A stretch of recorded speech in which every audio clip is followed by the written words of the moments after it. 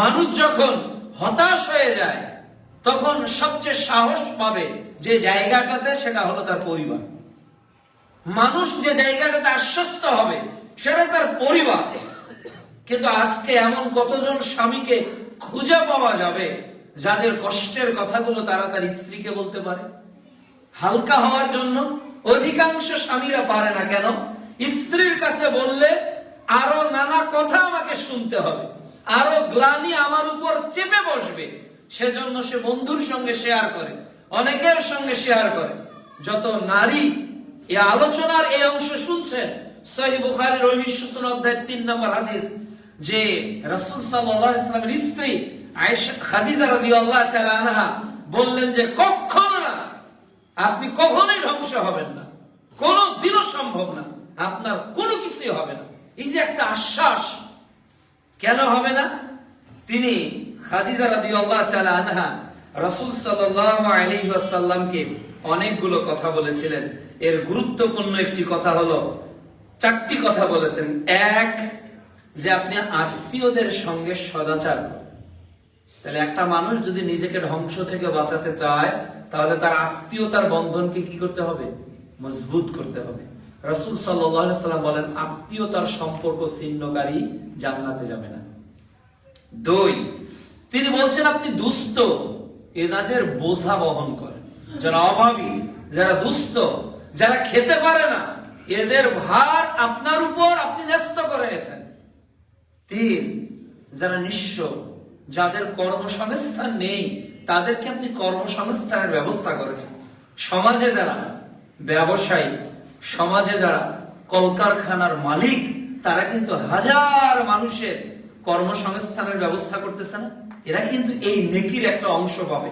যে রাসূল সাল্লাল্লাহু আলাইহি ওয়াসাল্লামের একটা গুণ ছিল, তিনি মানুষের, কর্মহীন মানুষের কর্মের ব্যবস্থা করে দিতেন। কাজেই এমন কিছু করতে হবে যাতে আপনার দ্বারায় আরো 10 জন ভাইয়ের কর্মসংস্থানের ব্যবস্থা হয়। এটি রাসূল সাল্লাল্লাহু আলাইহি ওয়াসাল্লামের সমাজ সেবার একটি অংশ ছিল। 4, আপনি অতিথিদের আপ্যায়ন করেন, অতিথি আপ্যায়ন করেন, মেহমানদেরকে খাওয়ার কথা অনেক হাদিসে বর্ণিত হয়েছে।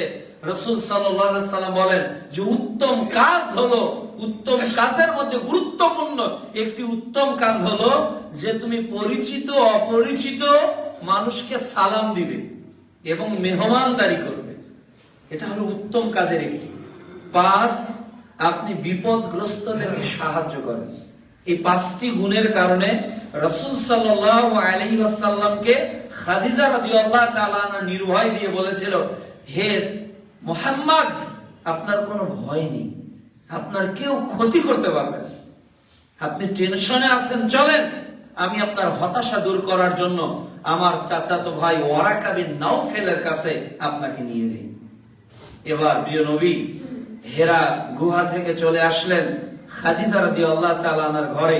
এবার খাদিজা রাদিয়াল্লাহু তাআলা আনহার ঘর থেকে তিনি এই বস্ত্র রেখে দিয়ে চলে যাচ্ছেন এখন যার ঘরে তিনি হলেন সেই সময়ের পণ্ডিত ব্যক্তি, যে ইঞ্জিন জ্বালতেন।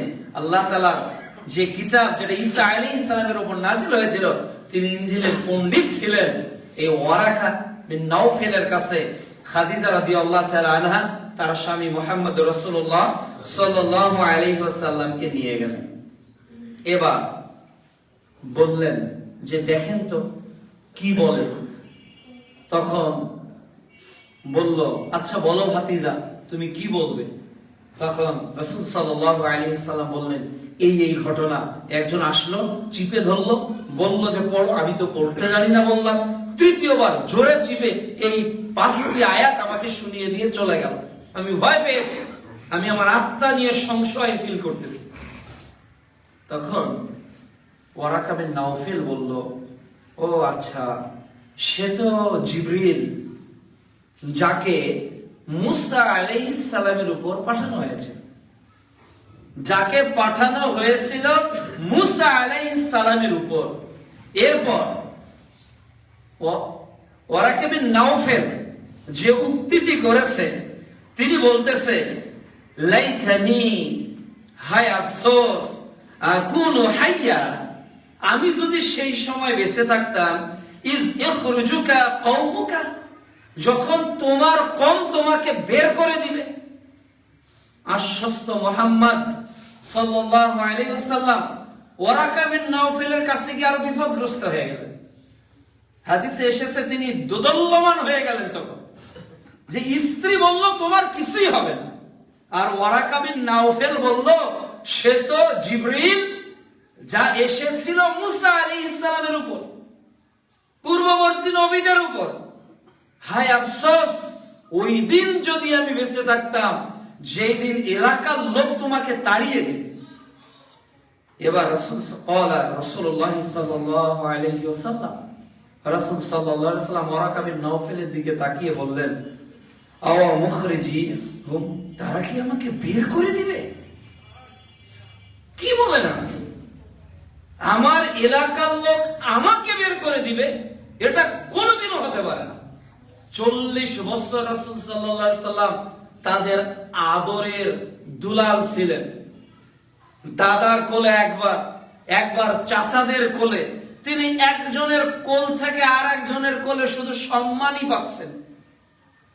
কোথায় রাখা হবে হাজরে আসওয়াদকে তিনি ডিসাইড করতেছেন, পাথরটা কোথায় রাখা হবে সিদ্ধান্ত তিনি নিচ্ছেন। মক্কার মারামারি সাক্ষাৎ রক্তক্ষয়ী সংগ্রামকে তিনি থামিয়ে দিচ্ছেন। অসহায় মানুষকে তিনি সেবা করছেন, দুস্থ মানুষকে তিনি সাহায্য করছেন, কর্মহীন মানুষের তিনি কর্মসংস্থান করছেন, আত্মীয়দের জন্য তিনি সম্মান মেহমানদারি করছেন, বিপদগ্রস্ত মানুষের জন্য তিনি সেবা প্রদান করছেন। এই এলাকার যদি এমন একজন মানুষ থাকে যে 5 লক্ষ মানুষ রয়েছে, যাদেরকে তিনি বাড়ি করে দিয়েছেন, যাদের বিপদে তিনি সবার আগে এগিয়ে আসেন, কেউ অসুস্থ হলে তিনি 5, 10, 50 হাজার টাকা দান করেন, কেউ বিপদগ্রস্ত হলে তিনি সবার আগে গিয়ে খোঁজ খবর নেন, অসুস্থ হলে তিনি আগে চলে যান।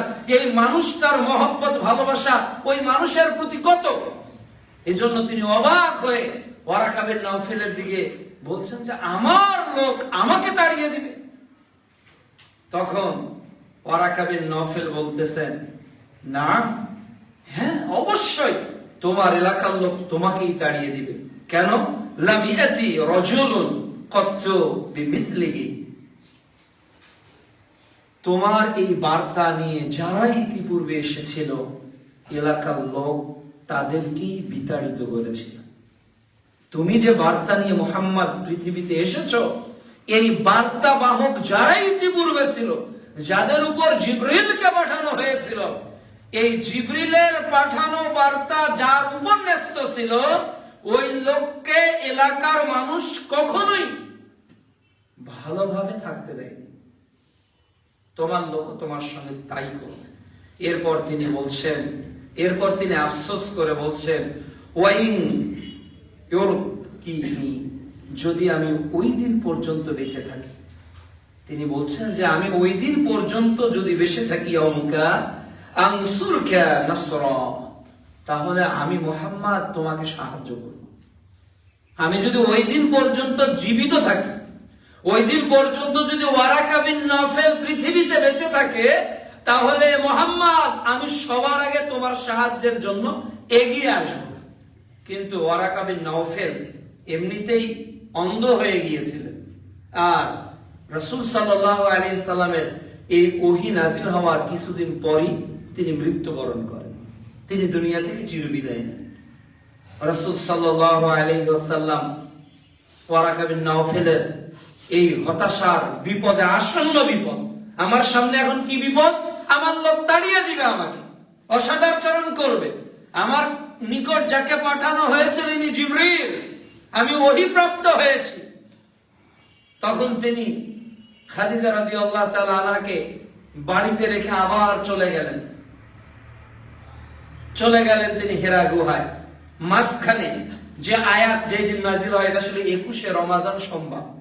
21শে রমজান সোমবার জিবরিল আসলো, চলে গেল খাদিজার ঘর থেকে ওয়ারাকা বিন নাওফেলের ঘরে তিনি চলে গেলেন। ওয়ারাকা বিন নাওফেলের কথা শুনে তিনি হতবিহ্বল হয়ে আবার অনেক হতাশা এবং আশার দোদল্যমান একটা অবস্থায় একবার চিন্তা করতেছেন যে আমি তো এই কাজ মক্কার বুকে করেছি, আর একবার তিনি চিন্তা করলেন যে জিবরিল এসেছে, আল্লাহ পক্ষ থেকে আমার এলাকার লোক তাড়িয়ে দিবে, তাহলে তিনি কি করবেন? তিনি অনেক চিন্তা ভাবনা করে বললেন ঠিক আছে আবার যাই, আবার হেরা গুহায় চলে যাই, দেখি আর কিছু নাজিল হয় কিনা। কিন্তু কিছুদিন ওহী নাজিল বন্ধ হয়ে গেল। এটা হলো ওহীর বিরতি কাল। কয়েকদিন, এটা কয়েক বছর না, বিভিন্ন কিছু মাশহুর গ্রন্থে উল্লেখ করা রয়েছে এটা দীর্ঘ বছর, মূলত না, মূলত কয়েকদিন।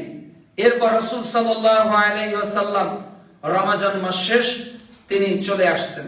রাসূল সাল্লাল্লাহু আলাইহি ওয়াসাল্লাম চলে আসছেন বাড়ির দিকে। তখন তিনি একটা আওয়াজ শুনতে পেলেন, একটা শব্দ শুনতে পেলেন। তিনি তাকিয়ে দেখলেন ওই সেই মানুষ যে হেরা গুহায় এসেছিল।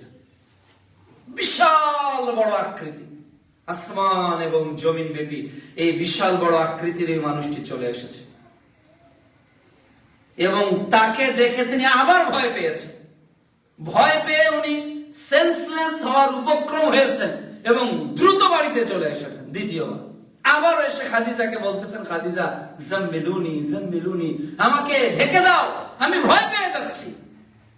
রাসূল সাল্লাল্লাহু আলাইহি ওয়াসাল্লাম মুস্তাবৃত হয়ে গেলেন। আর কোরআনুল কারীমে সূরাতুল মুদাসসির এর আবার 5টি আয়াত পর পর নাযিল হয়ে গেল।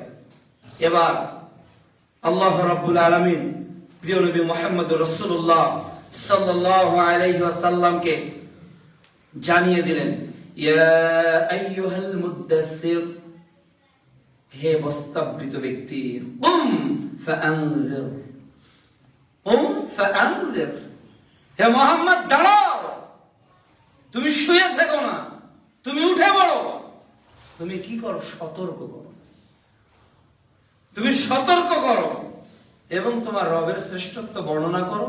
এই পরপর 5টি আয়াত তাওহীদ শিরকের কথা কিছু বলে জিবরিল আবার চলে গেলেন।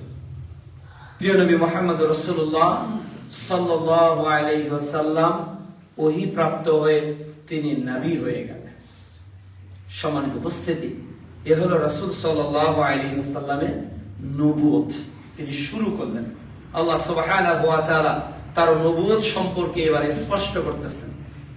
সূরা আহজাব পারা 22 অধ্যায় 33 আয়াত 40-এ আল্লাহ তাআলা বলছেন, মা কানা মুহাম্মাদুন আবা আহাদিম মির রিজালিকুম ওয়ালাকিন রাসূলুল্লাহ, যে মুহাম্মদ তোমাদের কোন পুরুষের পিতা নন, তিনি কি? তিনি আল্লাহর রাসূল ও খাতামান নবিয়্যিন, আর তিনি হলেন শেষ নবী। তার মানে রাসূল সাল্লাল্লাহু আলাইহি ওয়াসাল্লামকে দিয়ে আল্লাহ সুবহানাহু ওয়া তাআলা নবুয়তের যে ধারাবাহিকতাটাকে কি করে দিলেন? বন্ধ করে দিলেন আল্লাহ তাআলা।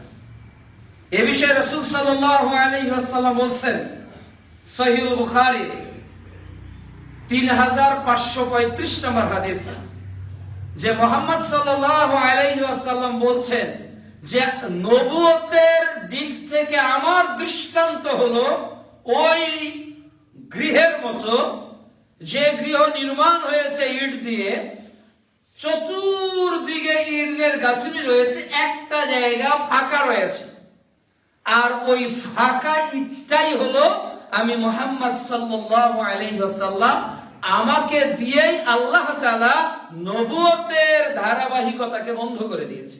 অর্থাৎ রাসূল সাল্লাল্লাহু আলাইহি ওয়াসাল্লামের পর আর কোন নবী আসবে না। এই বিষয়ে সহিহ বুখারীতে আরো একটি হাদিস স্পষ্ট হয়েছে। রাসূল সাল্লাল্লাহু আলাইহি ওয়াসাল্লাম বলেছেন, লা নাবিয়্যা বা'দ।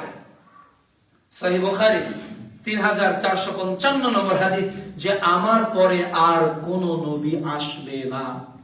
যদিও পৃথিবীতে অনেকেই মিথ্যা নবুয়তের দাবিদার, মিথ্যা নবী নিজেকে দাবি করে, অথচ কোরআনুল কারীমের আয়াত এবং মুহাম্মদ সাল্লাল্লাহু আলাইহি ওয়াসাল্লামের হাদিস প্রমাণ বহন করে যে আল্লাহর নবীর বাইরে আর পৃথিবীতে কোন মানুষের নবুয়ত টিকতে পারে কোনদিনও পারে না।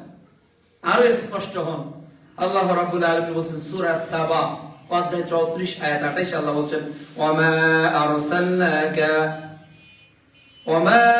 আরসালনাকা লিলকাফাতাল লিন্নাসি বাশীরান ওয়া নাযীরা। আমি মুহাম্মদ সাল্লাল্লাহু আলাইহি সাল্লামকে পুরো মানব জাতির জন্য, আল্লাহ তাআলা বলেননি যে মুমিনদের জন্য, আল্লাহ তাআলা বলেননি যে সৌদির জন্য, আল্লাহ তাআলা বলেননি যে আরব ভূখণ্ডের জন্য, আল্লাহ সুবহানাহু ওয়া তাআলা বলেননি যে কোন একটা মহাদেশের জন্য। রাসূল সাল্লাল্লাহু আলাইহি সাল্লামকে আল্লাহ তাআলা পাঠিয়েছেন লিন্নাস, কাদের জন্য? মানুষের জন্য, ফর অল হিউম্যানিটি, পুরো মানব জাতির জন্য আল্লাহ তাআলা তাকে পাঠিয়েছেন। এরপর তিনি আরো স্পষ্ট করেছেন সহিহ মুসলিম এবং মিশকাতুল মাসাবির প্রথম খণ্ডে ঈমান অধ্যায়ের 10 নম্বর হাদিস, রাসূলুল্লাহ সাল্লাল্লাহু আলাইহি ওয়াসাল্লাম বলছেন, যে ব্যক্তি নবীজির আগমনের সংবাদ পেয়েছে, মানে মুহাম্মদ সাল্লাল্লাহু আলাইহি সাল্লাম আল্লাহর নবী, এটা কেউ জেনেছে, এরপর আমার উপর ঈমান আনেনি, অথচ এই অবস্থায় সে মারা গেছে, অবশ্যই সে জাহান্নামীদের অন্তর্ভুক্ত হবে। নাউযুবিল্লাহি মিন যালিক। কেউ যদি এ তথ্য জানে যে মুহাম্মদ সাল্লাল্লাহু আলাইহি ওয়াসাল্লাম আল্লাহ প্রেরিত নবী, এরপর আমার উপর ঈমান আনেনি, এমন অবস্থায় সে মৃত্যুবরণ করেছে, সে অবশ্যই কোথায় যাবে? আল্লাহর জাহান্নামে চলে যাবে। এই জন্য রাসূল সাল্লাল্লাহু আলাইহি ওয়াসাল্লামের নবুয়তের বাইরে যে নবুয়তের দাবি করা হয় বিভিন্ন জায়গায়, রাসূল সাল্লাল্লাহু আলাইহি ওয়াসাল্লাম বলেছেন আমার পর অনেকেই মিথ্যাবাদী নবী হিসেবে নিজেকে দাবি করবে। এর মধ্যে অনেকেই এসেছে আবার চলে গিয়েছে। মিশকাতুল মাসাবিতে আরেকটি হাদিস বর্ণিত হয়েছে, যে হাদিসেও মুহাম্মদ সাল্লাল্লাহু আলাইহি ওয়াসাল্লামের এই নবুয়তের এই বিষয়টাকে সুস্পষ্টভাবে উল্লেখ করা হয়েছে এবং নুজুলে কোরআনের বিধানকে স্পষ্ট উল্লেখ করা হয়েছে। আপনারা জানেন যে তাওরাত মুসা আলাইহিস সালামের উপর নাযিল হয়েছিল, আর ওমর রাদিয়াল্লাহু তাআলা আনহু একদিন রাসূল সাল্লাল্লাহু আলাইহি ওয়াসাল্লামের সামনে তাওরাত পাঠ করতেছিলেন। তখন আবু বকর রাদিয়াল্লাহু তাআলা আনহু সেই মজলিসে বসা ছিলেন। আবু বকর রাদিয়াল্লাহু তাআলা আনহু লক্ষ্য করে দেখলেন যে প্রিয় নবী রাগে লাল হয়ে গিয়েছে। আবু বকর বললেন, ওমর তোমার ধ্বংস হোক। তাই বিশ্ব নবীর দিকে তাকিয়ে দেখো। ওমর রাদিয়াল্লাহু তাআলা বিশ্ব নবীর দিকে তাকালেন, দেখলেন যিনি রাগে লাল হয়ে গিয়েছেন, তিনি বলতেছেন যে আমি রাদিতু বিল্লাহি রাব্বান ওয়া বিল ইসলামি দীনান ওয়া বিমুহাম্মাদিন নাবিয়্যা, আমি আল্লাহকে রব, মুহাম্মদকে ইসলামকে দিন এবং মুহাম্মদ সাল্লাল্লাহু আলাইহি ওয়াসাল্লামকে নবী হিসেবে পেয়ে সন্তুষ্ট। তখন মুহাম্মদ সাল্লাল্লাহু আলাইহি ওয়াসাল্লাম যে দুইটা কথা বলেছেন, সেই দুইটা কথা হলো, একটা হলো নুজুলে কোরআন আর একটা হলো খাতামান নবীন। দুইটা কথা এসেছে এই হাদিসে। তিনি প্রথম যে কথাটা বলেছেন সেটা কথা হলো যে আজকে আমাকে আল্লাহ তাআলা স্পষ্ট বিধান দিয়ে পৃথিবীতে প্রেরণ করেছে, মানে কোরআন, যা 21শে রমজান সোমবার রাসূল সাল্লাল্লাহু আলাইহি ওয়াসাল্লামের নবুয়ত কালে নাযিল হয়েছে। আজকে যদি তোমরা এই কোরআনের অনুসরণ না করে তাওরাতের অনুসরণ করো, তাহলে তোমরা পথভ্রষ্ট হয়ে যাবে। মুহাম্মদ সাল্লাল্লাহু আলাইহি ওয়াসাল্লাম কাকে পথভ্রষ্ট হওয়ার হুমকি দিচ্ছেন? ওমর রাদিয়াল্লাহু তাআলা। আবু বকর, ওমর শোনো, আরে আমার উপর কোরআন নাযিল হয়েছে, এই কোরআনের আনিত রিসালাতের ধারাকে অমান্য করে যদি তোমরা তাওরাতের অনুসরণ করো, তাহলে তোমরা পথভ্রষ্ট হয়ে যাবে। পথভ্রষ্ট মানে তোমরা জাহান্নামে যাবে। 2, ওয়াল্লাযী নাফসি বিয়াদিহি মুহাম্মদ, এরপর বলছে যে ওই আল্লাহর কসম করে বলছি যার হাতে আমি আল্লাহ রাসূলের প্রাণ, মানে আল্লাহর কসম, লাউ কানা মূসা হাইয়া, আজকে ধরেও যদি না হয় মূসা জীবিত থাকতো, আজকে পৃথিবীতে যদি মূসা জীবিত থাকতো আর মূসা যদি জানতো যে আমি আল্লাহর রাসূল, ওই মূসা আলাইহিস সালাম তার নবুয়ত বাতিল করে আমার উম্মাহ হিসেবে আমার আনুগত্য করত। সুবহানাল্লাহ। এই দুইটা কথার দাম অনেক অনেক অনেক অনেক ওজন। অর্থাৎ কোরআনুল কারীমের বিধান নুজুলে কোরআন নাযিল হওয়ার পর আর কোন ইলাহি বিধান মানুষের জন্য চূড়ান্ত সত্যের মানদণ্ড নয়। কি বললাম? যে নুজুলে কোরআন নাযিল হওয়ার পর আর কোন ইলাহি বিধান মানুষের জন্য সত্যের মানদণ্ড নয়। কথাটা আরেকটু বোঝার জন্য আমি স্পষ্ট করতেছি যে নুজুলে কোরআন নাযিল হওয়ার পর কার বিধান মানব জাতির চূড়ান্ত সত্যের জন্য স্পষ্ট নয়? আল্লাহ বিধান। সেটা তাওরাত আল্লাহ বিধান আর স্পষ্ট নয়, সেটা জাবুর আল্লাহর বিধান আর স্পষ্ট নয়, সেটা ইনজিল আল্লাহর বিধান আর স্পষ্ট নয়। এটা যদি পথভ্রষ্টতার কারণ হয়, এটার কারণে যদি আল্লাহ রাসূল দল্লা বলে, পথভ্রষ্ট বলে, তাহলে অ্যাজ এ মুসলিম হিসেবে যদি আমি তাওরাতের, ইনজিলের, জাবুরের অনুসরণ করতে না পারি, তাহলে মুসলমান কি আর অন্য কোন কনস্টিটিউশনের অনুসরণ করতে পারবে কিনা? এর যে সহজ উত্তর পৃথিবীতে আর কি হতে পারে? বলেন, এখানে কি কোনো যুক্তির দরকার আছে? কোন বিশাল হাই থট থিওরি অ্যাপ্লাই করে আপনাকে বিশাল ব্ল্যাকবোর্ডে বুঝিয়ে দেওয়ার দরকার আছে? রাসূল সাল্লাল্লাহু আলাইহি ওয়াসাল্লাম বলছেন নুজুলে কোরআন আমাকে দেওয়া হয়েছে স্পষ্ট। সহিহ মুসলিমের অন্য বর্ণনায় তিনি বলছেন যা রাত ও দিন স্পষ্ট। এখন এটা কেউ কি কনফিউশনে আছেন যে এখন রাত 12টা বাজে? না, সবার কাছে স্পষ্ট এটা দিন। আবার 7 ঘন্টা আগে যে রাত ছিল এটাও সবার কাছে স্পষ্ট ছিল। এই যে 7-8 ঘন্টা বা 10 ঘন্টা আগে রাত ছিল, এটা যেমন আপনার কাছে স্পষ্ট রাত, আর এখনের সময়টা যেমন আপনার কাছে স্পষ্ট দিন। মুহাম্মদ সাল্লাল্লাহু আলাইহি ওয়াসাল্লাম বলছেন যে আমাকে এইরকম দিন নিয়ে পৃথিবীতে আল্লাহ তাআলা প্রেরণ করেছেন যার রাত এবং দিন সমান। তোমরা যদি এটার অনুসরণ বাদ দিয়ে তাওরাতের অনুসরণ করো, তোমরা পথভ্রষ্ট হয়ে যাবে। আর 2, আজকের পৃথিবীতে যদি মুসা জীবিত থাকতেন, মুসা নবুয়ত বাদ দিয়ে উম্মত হয়ে কার অনুসরণ করতেন? মুহাম্মদুর রাসূলুল্লাহ সাল্লাল্লাহু আলাইহি ওয়াসাল্লাম।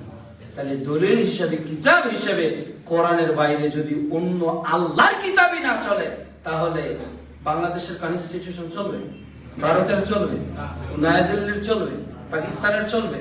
পৃথিবীর কোন কনস্টিটিউশন এই এক হাদিসে বাতিল। আর মুহাম্মদ সাল্লাল্লাহু আলাইহি ওয়াসাল্লামের নবুয়ত, এতদিন 3টা খুতবায় আল্লাহ রাসূল কিন্তু নবুয়ত পাননি। আজকে তাকে আমরা রিসালাতের দায়িত্ব আল্লাহ দিয়েছে। এতগুলো ডজন খানিক আয়াত পেশ করার অর্থ তিনি আল্লাহর নবী। তিনি নবী হওয়ার পর আর কোন মানুষের, আর কোন ব্যক্তির, আর কোন নেতা, আর কোন পথ প্রদর্শকের আহ্বান মানব জাতির চূড়ান্ত অভ্রান্ত সত্যের উৎস হতে কোশ্চেন কালেও পারে না। সহিহ বুখারী 3612 নম্বর হাদিস, রাসূল সাল্লাল্লাহু আলাইহি ওয়াসাল্লাম বলছেন যে এমন অনেক আহ্বানকারী থাকবে যারা জাহান্নামের কিনারায় দাঁড়িয়ে আহ্বান করবে। এরাও আহ্বান করে। মুহাম্মদ সাল্লাল্লাহু আলাইহি ওয়াসাল্লাম বলতেছেন এমন অনেক আহ্বানকারী থাকবে যারা আমার ভাষায় কথা বলবে। এটাও বুখারীর হাদিস। আবার রাসূল দারিমিতে ইবনে ওমর খাত্তাব রাদিয়াল্লাহু তাআলা বলছেন ইসলামকে ক্ষতি করবে 3টা জিনিস। এর একটি হলো যে পথভ্রষ্ট আলেম যারা দিনকে বেদিন করে রাসূলের আদর্শকে ভুলণ্ঠিত করবে। কাজে প্রিয় উপস্থিতি, এই নুজুলে কোরআনের এই বর্ণনা থেকে মৌলিকভাবে আমরা যে বিষয়গুলো শিক্ষা অর্জন করতে পারি বা শিক্ষা লাভ করতে পারি, যে আল্লাহ রাব্বুল আলামিন কোরআনুল কারীমে নুজুলে কোরআনের প্রথম ভাগ যে রাসূল সাল্লাল্লাহু আলাইহি ওয়াসাল্লামের উপর ন্যস্ত করলেন, এটি ছিল 5টি আয়াত। এই 5টি আয়াত আল্লাহ তাআলা মানুষকে শিক্ষা দিয়েছেন। পড়ার কথা বলেছেন, লেখার কথা আছে। মানে কলম মানে কি? লিখতে হবে। করা মানে কি? পড়তে হবে। এই পড়া ও লেখার মাধ্যমে আল্লাহ তাআলা এমন একটা শিক্ষা, এমন একটা কারিকুলাম পৃথিবীতে কায়েম করেছেন যাতে ব্যক্তিগত জীবন, আধ্যাত্মিক জীবন এবং বৈষয়িক জীবনে মানুষ কল্যাণ প্রাপ্ত হতে পারে। উভয় জীবনে যাতে মানুষ কল্যাণ প্রাপ্ত হতে পারে। তার মানে মক্কার মানুষেরা ব্যবসা করতো না, মক্কার মানুষদের লেনদেন করতো না, ব্যবসার মক্কার মানুষেরা চাষাবাদ করতো না, কিন্তু আল্লাহ রাব্বুল আলামিন লেখাপড়ার মাধ্যমে আবার শেষ অংশে বলছেন, আমি এমন কিছু শিখিয়েছি যা মানুষ জানতো না। হে নবী, তোমার মাধ্যমে এমন এক লেখাপড়া, এমন এক কৃষি, এমন এক অর্থনীতি আমি পৃথিবীর মানুষকে জানাবো যা পৃথিবীর মানুষ ইতিপূর্বে জানেনি। তার মানে মানুষ দুনিয়াতে উপকৃত হবে, আখিরাতেও উপকৃত হবে। নাম্বার 2, এই শিক্ষা মাখলুককে সর্বপ্রথম খালেকের পরিচয় দিবে। নজরুলে কোরআনের শিক্ষা মাখলুক মানে কি, আমরা মাখলুক, আমরা সৃষ্টি, আর খালেক স্রষ্টা। পড়ার মাধ্যমে, জ্ঞান অর্জনের মাধ্যমে মানুষ জানবে তার রবকে, মানুষ জানবে তার দিন কি, মানুষ জানবে আনুগত্য কার করব, মানুষ জানবে কার নিকট আত্মসমর্পণ করব, মানুষ জানবে কৃতজ্ঞতা কার আদায় করব। এটা মানুষ জানবে জ্ঞানের মাধ্যমে, যা আল্লাহ তাআলা নুজুলে কোরআনের প্রথম 5টি আয়াতে আমাদেরকে জানিয়ে দিয়েছে। 3, মানুষের জ্ঞান হলো সসীম আর আল্লাহর জ্ঞান হলো, এই সসীম জ্ঞানকে অসীম জ্ঞানের আনুগত্যশীল হতে হবে। আমাদের জ্ঞান সসীম, আমরা আজকে যেটাকে ঠিক বলতেছি, মনে করতেছি এই মসজিদটা এভাবেই হলে ঠিক ছিল। আজকে যারা করেছে, 10 বছর পর, 20 বছর পর, 30 বছর পর যারা আসবে তারা আফসোস করবে, না এই মসজিদটা 3 তলা করা ঠিক হয়নি, এই মসজিদটা আসলে 10 তলার ফাউন্ডেশন দেওয়া উচিত ছিল, 15 তলা দেওয়া উচিত ছিল, এই স্কয়ার ফিটটা আরো যদি 200 ফিট বাড়ানো যেত তাহলে ভালো হতো। এটা 50 বছর পরের মানুষ ভাববে। তার মানে সসীম জ্ঞান একটা জায়গায় গিয়ে লিমিট খেয়ে যায়, একটা জায়গায় গিয়ে সে আর চিন্তা করতে পারে না।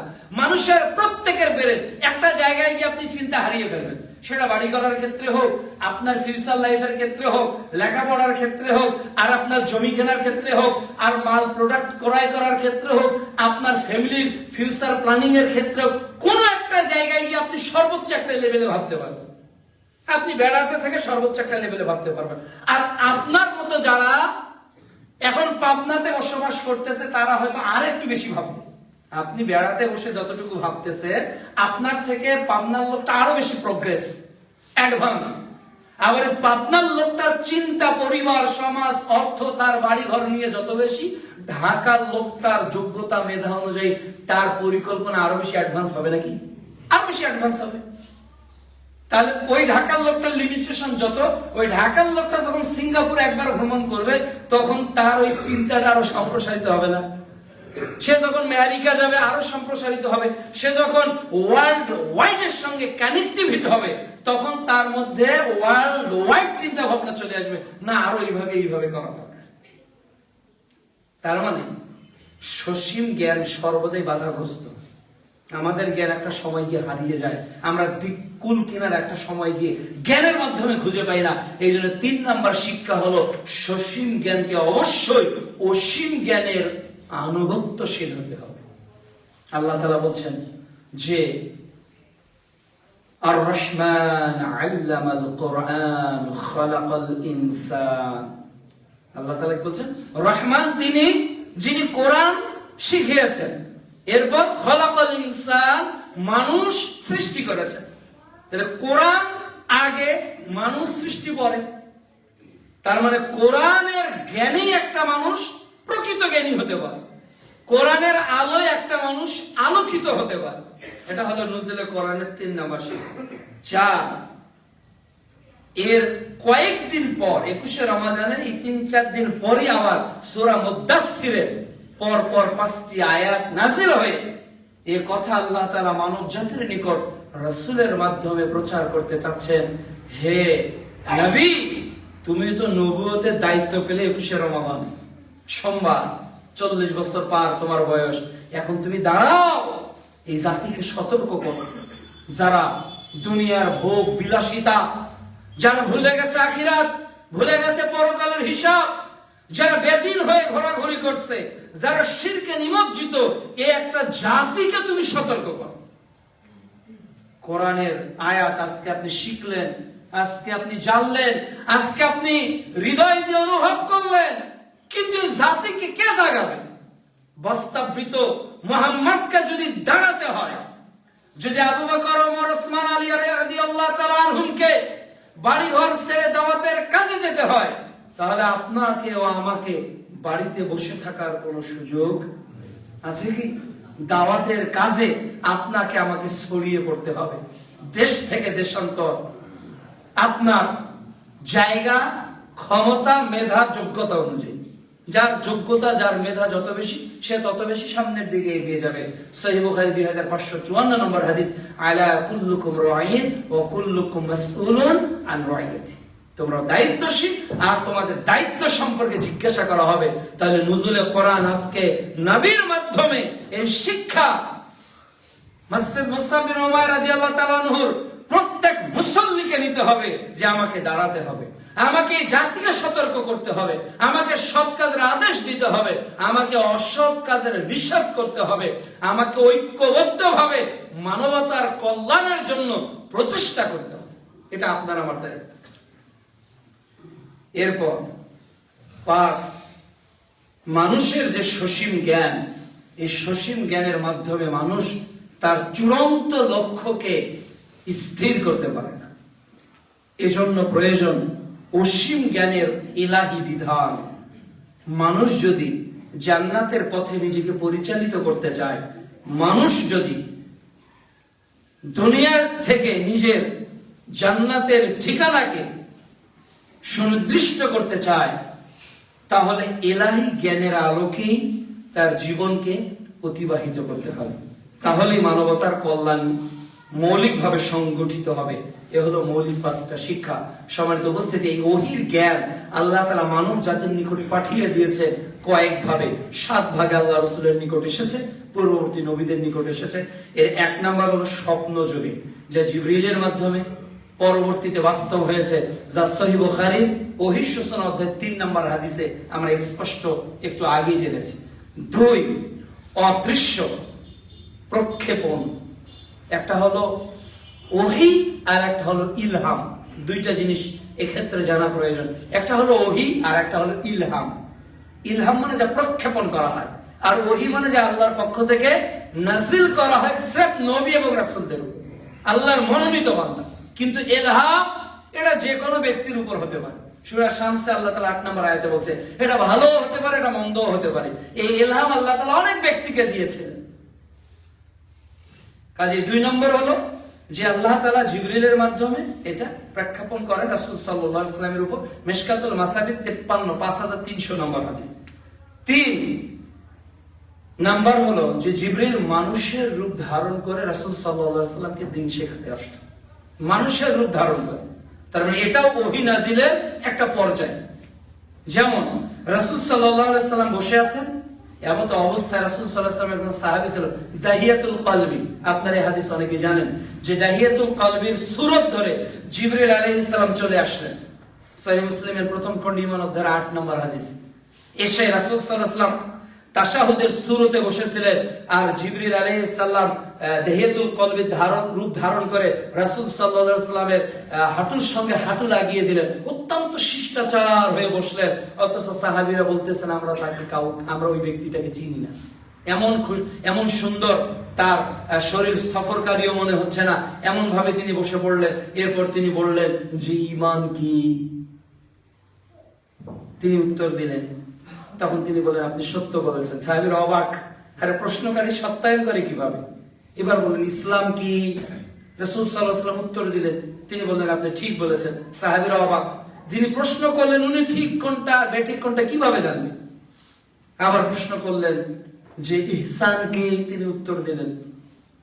এরপর বললেন যে কিয়ামত কবে সংগঠিত হবে? যে ঈমান, ইসলাম এবং ইহসানের উপর যে মোটামুটি একটা হাদিস বর্ণিত হয়েছে।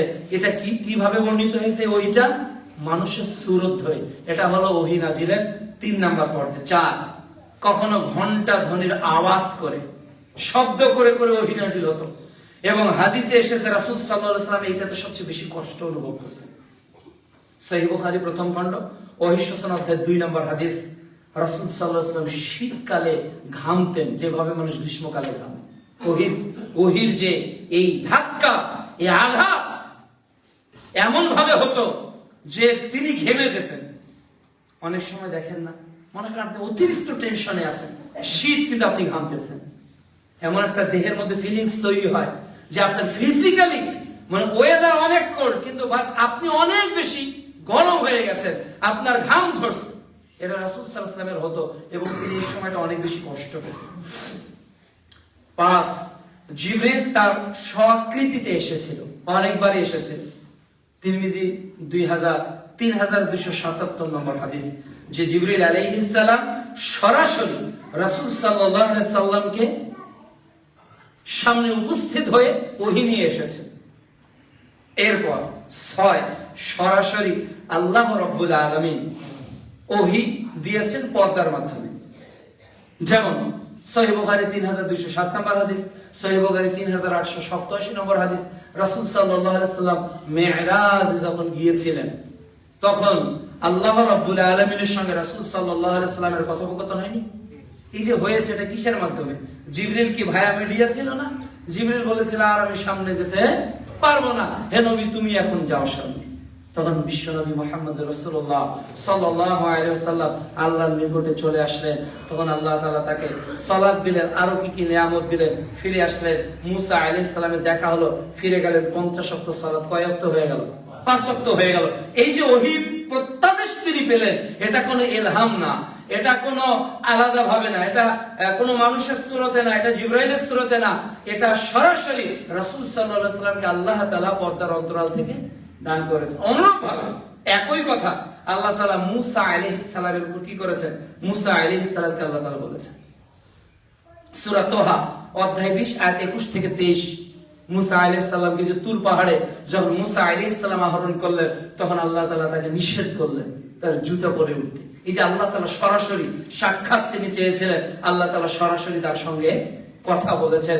মূলত এই 60টি পর্যায় ছিল আল্লাহ রাব্বুল আলামিনের পক্ষ থেকে মানব জাতিকে হেদায়েতের পথ দেখানোর জন্য সর্বশেষ এবং চূড়ান্ত মাধ্যম, যা শেষ হয়েছে প্রিয় নবী মুহাম্মদ রাসূলুল্লাহ সাল্লাল্লাহু আলাইহি ওয়াসাল্লামের মাধ্যমে। কাজে প্রিয় উপস্থিতি, আপনার ও আমার আজকের এই জুমার মূল পয়েন্ট থেকে এখন আমরা কি করতে চাই, আমরা কি করতে পারি, আমাদের করণীয় কি? আমাদের করণীয় হলো যে ওহীর আলোয় নিজেকে আগে আলোকিত করতে হবে। ওহীর আলোয় নিজেকে আগে আলোকিত করতে হবে, বিশুদ্ধ জ্ঞান অর্জনে ব্রত হতে হবে। তাওহীদ, রিসালাত, আখিরাতের জ্ঞানকে সবার আগে অগ্রাধিকার দিতে হবে। সবার আগে যে জ্ঞান আমরা অর্জন করব, এই জ্ঞান হলো তাওহীদের জ্ঞান। সবার আগে স্ত্রীকে যে জ্ঞানের মুযাকারা দিব, এই জ্ঞান হবে তাওহীদের জ্ঞান। সবার আগে সন্তানকে যে দ্বীন শেখাবো, এই দ্বীন হবে তাওহীদের দ্বীন। সবার আগে আপনার সন্তানের হাতে ওই বইটি তুলে দেন, আপনার সন্তানের হাতে ওই কিতাবটি ধরিয়ে দেন। আপনার সন্তানকে আখিরাতের সম্পদ বানানোর জন্য ওই সম্পদটাই তুলে দেন, যে বই আপনার সন্তানকে রবের সঙ্গে পরিচয় করিয়ে দিবে। ফনিক্সের বই কিনে দিচ্ছেন, আমেরিকান প্রনাউন্সিয়েশন শিখবে, আমেরিকান প্রনাউন্সিয়েশন শিখবে। আপনার বাচ্চাকে ওই ও লেভেল থেকে গ্রামার শিখাচ্ছেন, এটা সিলেবাস, এটা অ্যালফাবেট, এটা আর্টিকেল, এটা অমুক, এই যে শুরু থেকেই শেখাচ্ছি আমরা। কিন্তু মারিফাতুল্লাহ, তাওহীদের জ্ঞান, এই আয়াতে যার মধ্যে তাওহীদের জ্ঞান নেই, এই দেহটা হলো উজাড় গৃহের মতো। উজাড় গৃহ, যে দেহের মধ্যে আল্লাহর কোরআন নেই, যে দেহের মধ্যে কোরআনের নূর নেই, কত দুর্ভাগ্য ওই চোখের, যে চোখ দুনিয়ার সব দেখলো, আল্লাহর কোরআনকে দেখতে পেল না। যে দুনিয়ার চোখ বাংলা রিডিং পড়তে পারে, যে দুনিয়ার চোখ ইংরেজি রিডিং পড়তে পারে, কিন্তু আফসোস ওই চোখ আল্লাহর কোরআনকে দেখলে বন্ধ হয়ে যায়। অক্ষরগুলো তার কাছে কালো অক্ষরের একটা কালি মনে হয়। দুর্ভোগ ওই চোখের জন্য। ওমান আ'রাদা আন যিকরি ফাইন্না লাহু মাঈশাতান দানকা ওয়া নাহশুরুহু ইয়াওমাল কিয়ামাতি আ'মা ক্বালা রাব্বি লিমা হাশারতানি আ'মা ওয়া ক্বাদ কুনতু বাসীরা। আফসোস হবে ওই দিন, দুর্ভোগ হবে ওই দিন, শত গ্লানি হবে ওই দিন, যেই দিন আমরা চক্ষুহীন হয়ে যাব, আমাদের চোখ থাকবে না। আফসোস করব, আল্লাহ উত্তরে বলবেন, আমাকে ভুলে গিয়েছো, আমি ভুলে গেলাম। এজন্য এক, নিজেকে ওহীর জ্ঞানে আলোকিত করে। সবার আগে কোরআন শিখবো। কি শিখবো? কোরআন শিখবো। আর মসজিদ মুসআব বিন উমাইরে তো ফ্রি কোরআনের শেখার ব্যবস্থা রমাজানে করা হয় না। কোরআন শেখেন, কোরআনের ব্যবস্থা করেন, নিজে কোরআন শেখেন, অপরকে শেখান, একটা চালু করেন, একটা মজলিস চালু করেন। গতকালকে এক ভাইয়ের আমল শুনে আমাকে অনেকটা মনে হচ্ছে এই আমল তো আমি নিজেই শুরু করতে পারি। বলছে ভাই আমি প্রতি বৃহস্পতিবারে মাগরিবের পর আর কোথাও যাই না। কেন? যে আমার পরিবার, আমার স্ত্রী, আমার মেয়ে, আমার সন্তান সবাই মিলে আগে মাগরিব থেকে শুরু করব সূরা কাহাফ, যতক্ষণ শেষ হয়নি আমাদের পরিবারে আর কোনো কাজ নেই। সুবহানাল্লাহ। আমার কাছে অনেক ইউনিক একটা ইয়া মনে হলো যে এমনটাই তো হওয়া উচিত, তাই নয় কি? এমনটাই তো হওয়া উচিত। আল্লাহ রাসূল কি জুমার দিনে সূরা কাহাফ পড়তেন না? তো মাগরিব বৃহস্পতিবার মানে কি জুমা চলে আসেনি? তাহলে আমরা কি আমলটা চালু করতে পারি না? আমরা কি আজকে অন্তত এইটা আমল যে কোরআনুল কারীমের অন্তত সূরা কাহাফটাকে নিজের পরিবারের মধ্যে আমৃত্যু যাতে জীবিত রাখতে পারে আল্লাহ যেন তৌফিক দান করেন। এবং আমরা চেষ্টা করব শুধু নিজে মোবাইলে, গাড়িতে বসে, ট্রেনে বসে সূরা কাহাফ না, নিজের পরিবারের মধ্যে যাতে সূরা কাহাফের তেলাওয়াত বলবৎ থাকে আল্লাহ যেন তৌফিক দান করেন। 2 নম্বর শিক্ষা আমরা যেটা অর্জন করতে পারি সেটা হলো তাওহীদের যতটুকু শিখেছি এটা প্রচার করা। এটা বইয়ের মাধ্যমে হোক, খুতবার মাধ্যমে হোক, আলোচনার মাধ্যমে হোক, দোকানের মাধ্যমে হোক, যে যে জায়গা থেকে পারেন আপনাকে সতর্ক করার দায়িত্ব দেওয়া হয়েছে, এটা আপনারা করার সর্বোচ্চ চেষ্টা করবেন। আল্লাহ তাআলা যেন তৌফিক দান করেন।